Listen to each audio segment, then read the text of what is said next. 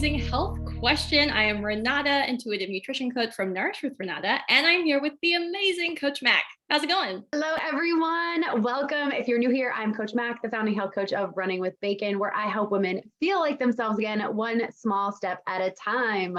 Yes, and today's question is right up my alley, but I'm also really curious to see what Mack's answer is to this. And the question is, who knows? Who knows what the question? Found it. Okay, just kidding. The question is, what macro should I focus on for weight loss? Mack, take it away. Yes. So my answer to this is, well, first of all, let me say a lot of different stuff comes to mind when we start talking about macros, because we've all heard like low carb, go keto, go low fat, do this, high protein, like we've heard it all. And so I get why this question was asked, and I get why there's confusion about it, because there's just so much out there, and who do you trust? How do you know what's real? And it seems like something has worked for everyone. And so, yes, my big answer is it depends. And I say that because it depends. I know you said it for weight loss. The question was, which macro should I focus on for weight loss specifically? And again, though, I will say it depends, because so the macros are protein, carbs, and fat. And so they're saying, which one should I focus on to lose the most amount of weight is my guess, the most amount of weight. And so I would say it's very individualized, because there are certain things based on which macro you focus on, you're kind of attacking a certain part of your eating habits. And I say attacking as in addressing, not like going full force. But so, for example, I am very carb sensitive. It has taken me a while to figure that out. But so when I eat a bunch of carbs, like sandwiches and pastas and things like that, and I say a bunch as in, I don't know, probably what the standard American diet is. That for me is a bunch.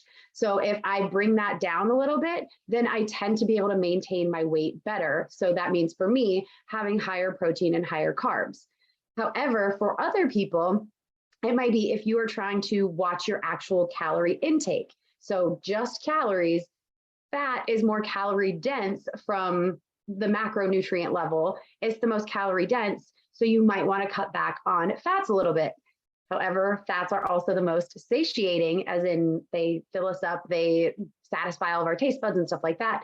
So it is very individualized based on the things that your body needs, and that the things like your cravings. Some people crave fat, some people crave carbs, some people crave salt, things like that. For my clients, especially because I have them doing resistance training, I do put a lot of emphasis on protein intake, because that is something, number one, women don't get enough of in general. And number two is also a very filling macronutrient. So fat is the most fat, or I was going to say the most fat filling, but we get the most full feeling from fats, but protein is up there. And so you can't, if you have a big old red steak, you can't just keep eating and eating and eating like you can with chips. You will get full, and that's because of the protein and fat content in it. So again, my big answer is that it depends. I do think if you are trying to just focus solely on one macro, I think you're doing yourself a little bit of a disservice, because there's so much more that goes into it. Like I mentioned, calories, your overall calorie goals. There's hormones, where you are in your menstrual cycle. All of this stuff plays a role into what our body needs, what it's going to crave, and what actually tastes good for us. So that's my long-winded answer of saying that it just depends. And so that's why they need to talk to you to get it figured out and to get a plan. So what is your take on which macro to focus on? Okay, so first of all, I love your answer. I agree with you completely. And so if you're asking the question, what macro should I focus on in order to have weight loss? What I would say is, don't focus on one macro, focus on balance of all of the macros. So it's really easy, especially when we're on a weight loss journey, to become obsessive about how, like if you are sticking with a particular calorie count, or if you're focusing on one macro, for instance, it's super easy to get obsessed about like, I need to make sure that I'm hitting those calories or getting that amount of protein or getting that amount of fats, etc. And what I think is so interesting was recently I read a study that said the people that actually obsess about how much food or what quality of foods, that kind of thing that they're consuming in order to have weight loss, actually don't see the weight loss that they desire because we're so obsessed with it. We're constantly over analyzing it. And what actually was able to help people to lose the weight was to not obsess about it, to not step on the scale every day, and to have a really balanced approach to eating. So that's what I wanted to recommend. So instead of focusing on one macro, let's focus on balance of all of the macros, just like Mac mentioned. So making sure you get protein, healthy fats, and carbohydrates at all of your meals. A really, really easy way of doing this is what I call my simple plate method. And so if we imagine that our plate is a circle, approximately half of the plate is what I recommend being like your non-starchy carbohydrates. So we're talking about vegetables here, vegetables and fruits. So like, for instance, say you have a beautiful like kale salad there with like some different veggies, like that's awesome. Make sure that makes up at least half of your plate. And this is in alignment with things like the Mediterranean diet, which has been shown to help with longevity. So how long you live, and also helping to prevent many types of illnesses that can occur as we age, if we're making sure that we're having lots of micronutrient dense vegetables. Then on the remaining half of the plate, we're going to split that into 2 quarters. And so one of the quarters is going to be your protein intake.